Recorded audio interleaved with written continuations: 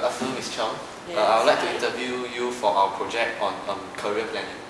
So, my first question for you would be, what are the qualifications required for the job of a teacher?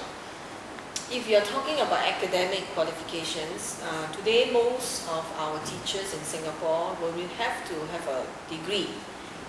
You do not have to have a degree in just teaching, but in content area would be very, very useful.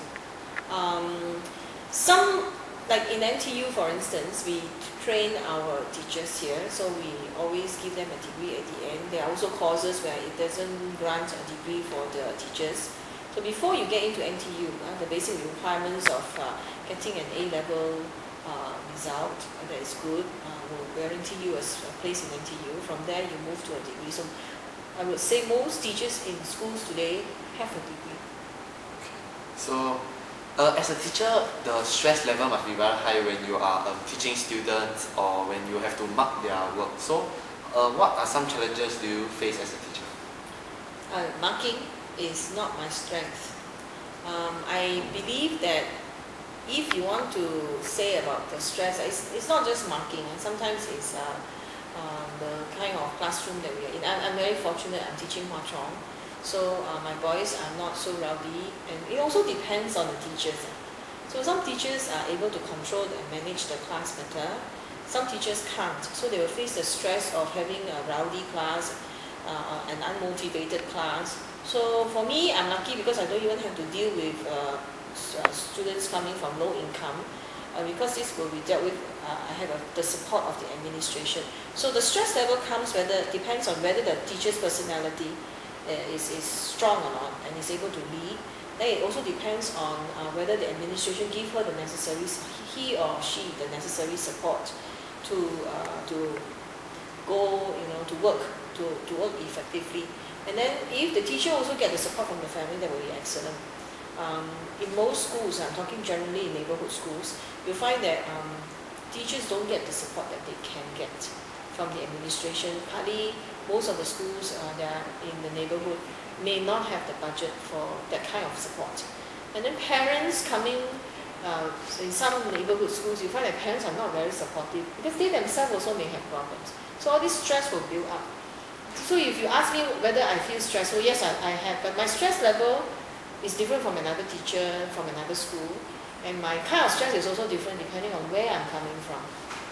Okay, so yeah, there are challenges. Previously, just now, you talked about the personality that it varies between teachers. So what do you think would be the best personality for the teaching career?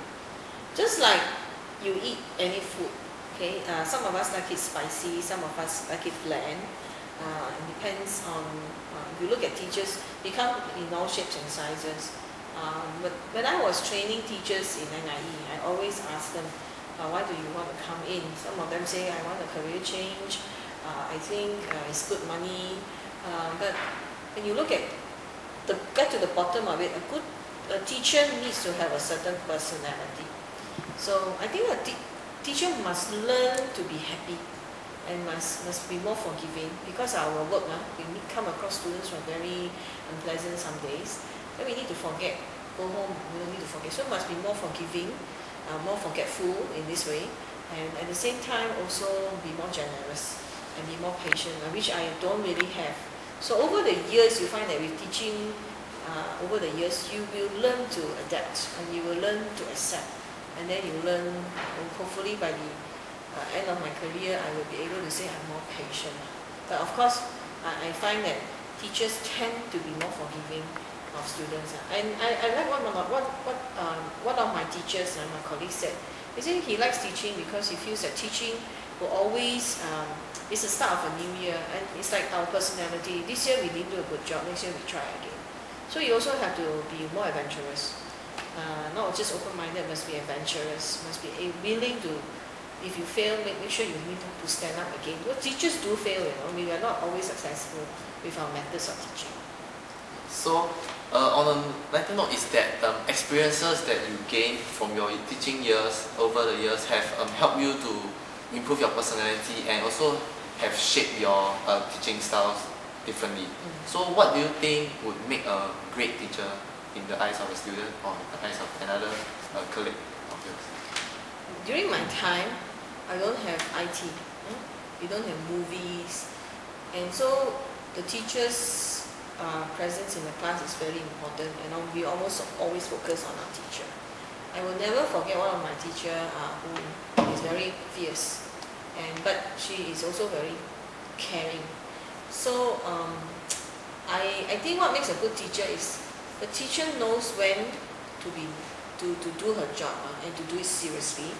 And if there is a need for a reprimand, it was done.